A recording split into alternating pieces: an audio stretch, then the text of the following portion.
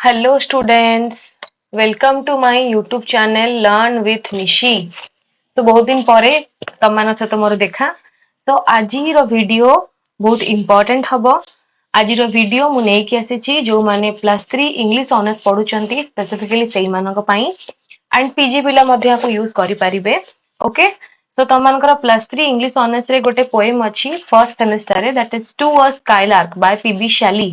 Right. तो आज आम से पोएम को एकदम डिटेल रे पढ़िबा आ खाली पढ़िबानी आम एग्जाम नोट मध्य ए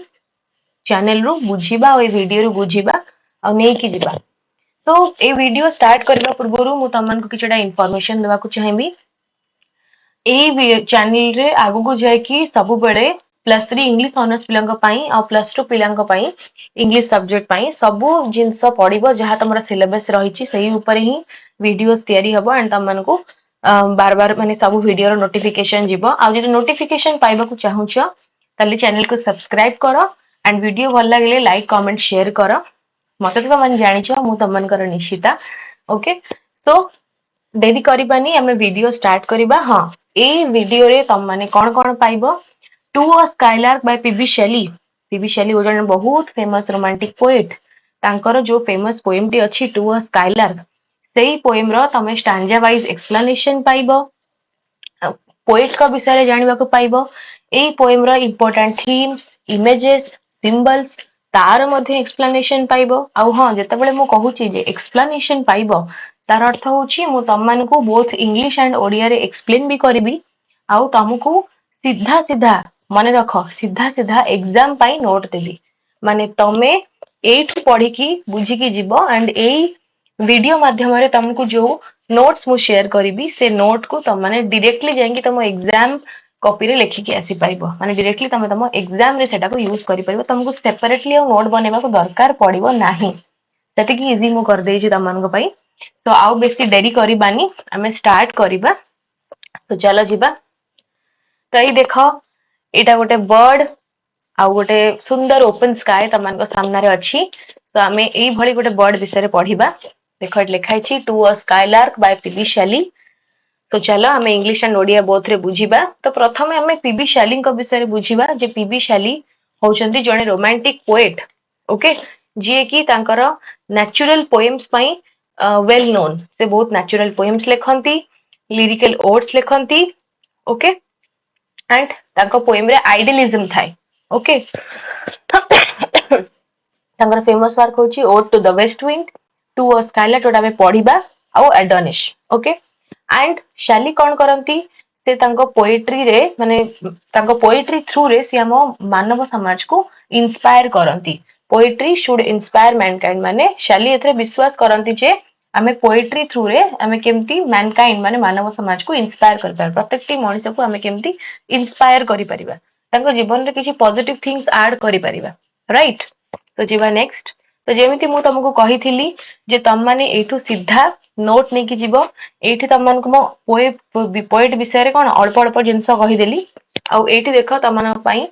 पोएट विषय रे पूरा बढ़िया एक्सप्लेनेशन रहिछि जोटा को तमे कोन करि परिबो तमरा 14 मार्क्स वाला एग्जाम माने जे भी क्वेश्चन आसीबो 14 मार्क्स वाला क्वेश्चन तम एग्जाम रे एई पर्टिकुलर पोएम रु तमे से 14 मार्क्स वाला क्वेश्चन रो आंसर रो एकदम बिगिनिंग रे माने इंट्रोडक्शन ने तमे एई पोएट रो डिटेल्स टाको देई परिबो। एटा बहुत भलो वर्ड देकी लिखाई छी so use it for your exam. तमाने तम एग्जाम पाई ए अबाउट द पोएट रो एक्सप्लेनेशन टिकू सीधा एटू स्क्रीनशॉट नेकी कॉपी रे नोट करिकी नेकी तम एग्जाम रे लिखि परिबो क्लियर। आउ हां आउ गोटे जिंस ए वीडियो रे मु तमनकू आज तो एटा तो बहुत पार्ट रे बनिबो काना टू अ स्काईलार्क गोटे बहुत बड़ा पोएम राइट तार दुई तीनटा पार्ट हेई पारे किंतु तमने जदि चैनल सब्सक्राइब करिवो ताल तमे आगु जाई कि नोटिफिकेशन पाइबो बिकॉज़ मु तमनकू एई जो to a skylark poem series रे इंपोर्टेंट क्वेश्चन एंड आंसर भी देबी 6 मार्क्स वाला 2 मार्क्स वाला 14 मार्क्स वाला important question with prepared model answers मु तुमको देबी जोटा तमे सीधा ए वीडियो रु नेकी जाई तम एग्जाम रे लिखि परिबो मु तुमको ओडिया रे बुझेई देबी नोट भी देई देली तमे नेकी जाई तम एग्जाम रे लिखि परिबो। ओके तो तुमको एग्जाम पाई नोट्स इंपोर्टेंट क्वेश्चन आंसर सबु जिंस आउ detailed English and Odia explanation मिलिबो एही चैनल रे. So do subscribe this channel. Okay. सो एटा हूँ तम मानकर पीबी शालींकर पूरा डिटेल्स जैसे को सब थीम ऊपर लिखती theme of nature beauty love freedom okay से जने रोमांटिक एज रो पोएट आउ कोन शालींकर राइटिंग स्टाइल को भलिया से केमती लिरिकल म्यूजिकल इमेजिनेटिव माने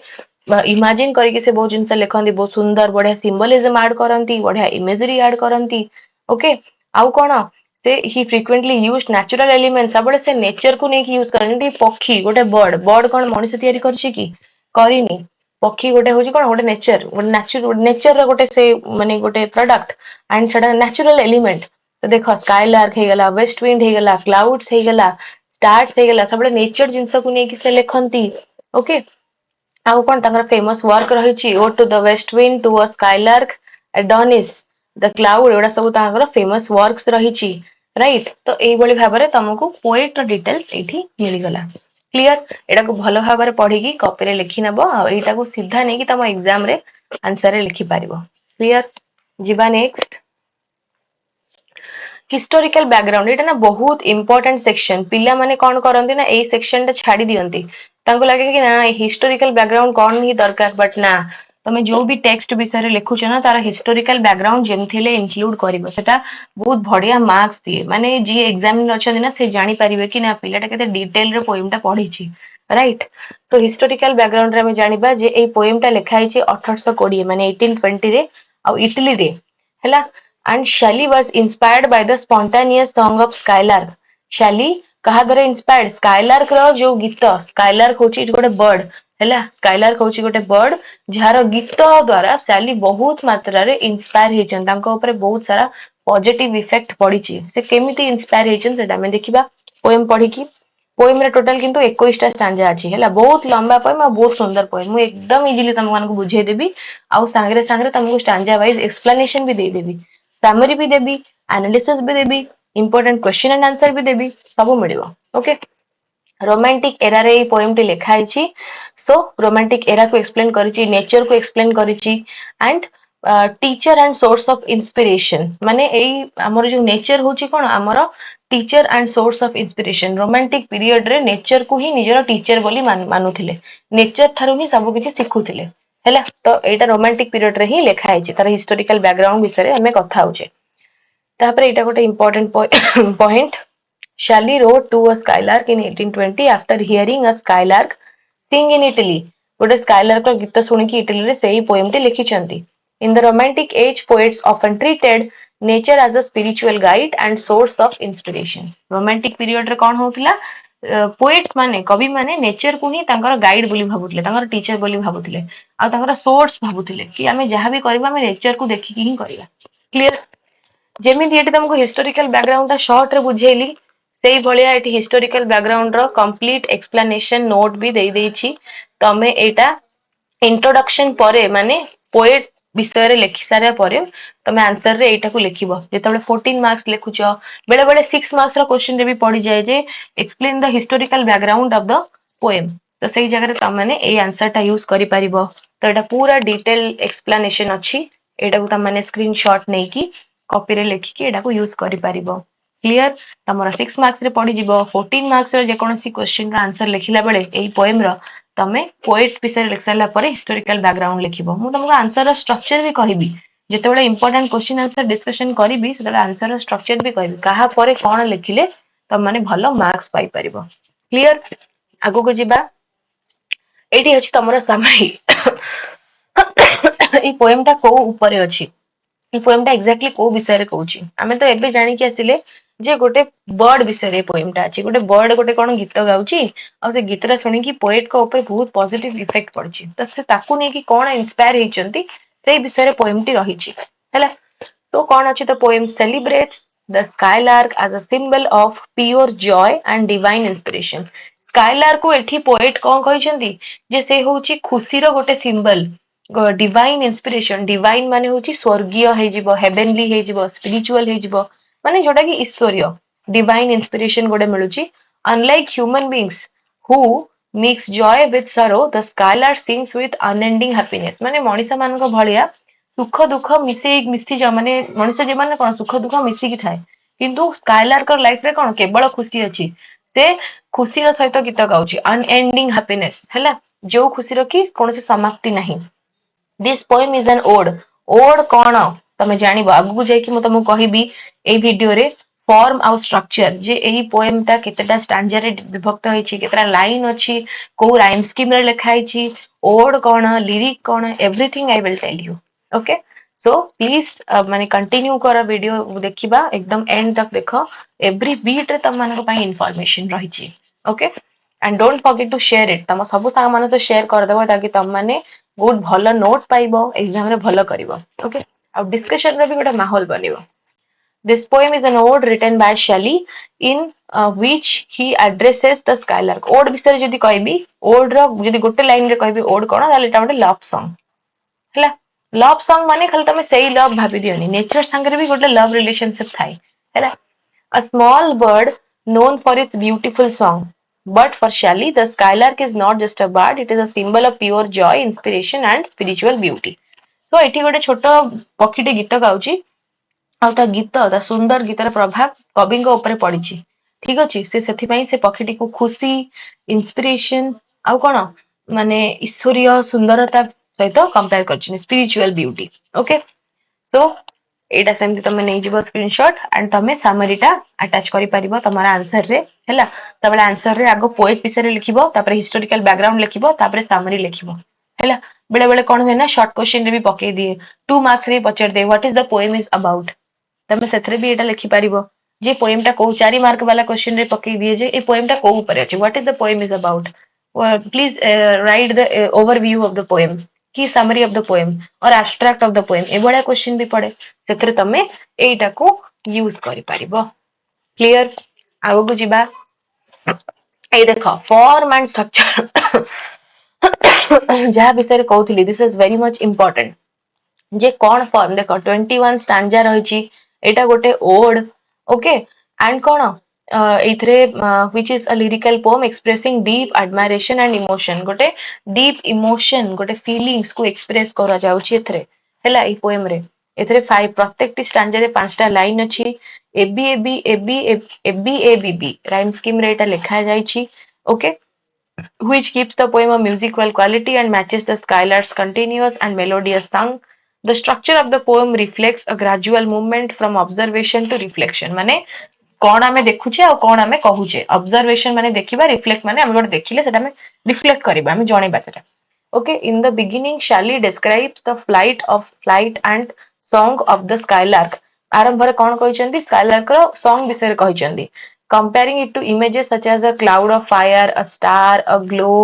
worm and a rose ଆଉ ହଁ ଏଇ जो images गुडी तमे देखिला ए प्रत्येकटी images रा माने कोन आउ ए images रा explanation भी मु तम मान को देबी जेटा कि नेक्स्ट वीडियो रे आसीबो सेति पई तमे जदी राइट टाइम रे राइट कंटेंट पाइया चाहूचो then do subscribe this channel ए चैनल तुमको बहुत हेल्प करिवो तमरो इंग्लिश ऑनर्स रे बहुत भलो स्कोर करिया पई मु एकदम सेमेस्टर और पेपर वाइज ही तम मान पई वीडियोस नै कि आसीबी so don't worry okay और सब टॉपिक मु कवर करिवि ओके तो एट देखो प्रत्येक टी इमेजेस कौन कौन इमेजेस से यूज करछन कहा कहा सांगरे से स्काईलार्क रो पोएम को माने सॉन्ग को compare करछंती gradually the poem shifts from these beautiful similes to deeper philosophical reflection simile माने कौन जान छपिले गोटे जिंस को आ गोटे जिंस तो कंपेयर करबा माने मु जदी कहबी just like okay so simile अर्थ होची सेया माने कंपेयर करबा किंतु सिमिलर जिंस भीतर कंपैरिजन करबा ठीक अछि where the poet contrasts the skylark's perfect joy with human sorrow and imperfection. The short lines and flowing rhythm capture the sense of lightness and spontaneity, echoing the bird song that seems effortless and unending. तो एठी song विषय explain करा जायछि को भଳି तार गीत को भलिया inspiring थिला को भलिया effortless थिला को भलिया ब्यूटीफुल थिला को भलिया unending joy थिला सेथरे ठीक अछि सो तम माने कोन करि परिबो ए जो एक्सप्लेनेशन रहिछि आकु तमे यूज करि परिबो अगेन 14 मार्क्स रो आंसर रे यूज करि परिबो आउ कोठी यूज करि परिबो जे बडे बडे जेमति कहली जे 6 मार्क्स हे गला 4 मार्क्स हे गला सेतरे मध्ये पचारे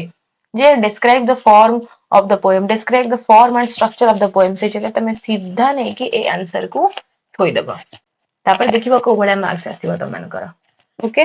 तो यूज करिवो एटा को आई होप कि तमने एटा बुझी पारिथिबो फॉर्म एंड स्ट्रक्चर जे poem and structure कले कौन केतेटा स्टांजा अछि को स्कीम रे लिखाई छी केतेटा लाइन अछि कौन तार टोन रही छी को विषय रे कुहाई छी these are things these all these things okay तो जिबा आगो को next important themes to a skylark रो important themes कौन important themes होची joy and spontaneity of nature art and inspiration contrast between human life and ideal joy जे केमती मनीष जीवन आउ खुशी जे आइडियल जॉय कौन ह्यूमन लाइफ कौन ता भितर कंपेयर कराई मोर्टालिटी माने मरणशील मोर्टालिटी आउ इमोर्टालिटी माने मरणशील जोटा मरणशील नुहे ता भितर गोटे कंपैरिजन हेची पावर ऑफ इमेजिनेशन इमेजिनेशन रो केते पावर मु भाबी देबी गोटे जिंस इमेजिनेशन रो केते पावर जेडा में देखिबा स्पिरिचुअलिटी एंड ट्रांसडेंस ओके तो आजि रो वीडियो मु एठी एंड करबी आउ नेक्स्ट वीडियो रे कोन कोन आनिबी ता विषय मु अल्प कहि दउची आज आम कौन कौन जानले फॉर्म स्ट्रक्चर पढ़िले समरी पढ़िले अबाउट द पोएट पढ़िले हिस्टोरिकल बैकग्राउंड पढ़िले आउ से सबूर नोट मध्य नेले आज नेक्स्ट वीडियो रे मैं कौन पढ़िबा ए जो थीम्स देखुछ ए थीम रो एक्सप्लेनेशन मु तमनक पई नै कि आसीबी आउ सिंबल्स इमेजेस ए सबूर एक्सप्लेनेशन मु तमनक पई नै कि आसीबी आ ता सहित आउ कोन आनिबी स्टांजा वाइज एक्सप्लेनेशन आनिबी ओके पूरा पोएम को मु गोटे गोटे स्टांजा करके बुझेबी ओडिया रे आ ता तळे तार एक्सप्लेनेशन मध्य देबी जोटा तमे डायरेक्ट लिंक तम एग्जाम रे यूज करि परिबो मु बार बार कहूची जे एई वीडियो एई चैनल तुमको पाठ तो पढेबो आ तासो तुमको नोट भी देबो ताकि तुमको आउ निजे किछि करबा पड़िबनी तमे केवल पढिबो लर्न करबो प्रैक्टिस करबो एग्जाम रे लिखिबो ओके नोट बनेबा को पड़िबनी तो ठीक अछि पिला माने आज रो वीडियो मु एठी एंड करूची नेक्स्ट वीडियो बहुत जल्दी आसीबो आउ तमरे एई चैनल को सब्सक्राइब करो लाइक करो कमेंट करो शेयर करो सेटा ही मो पाई मोटिवेशन ओके तो tata bye bye and see you in the next video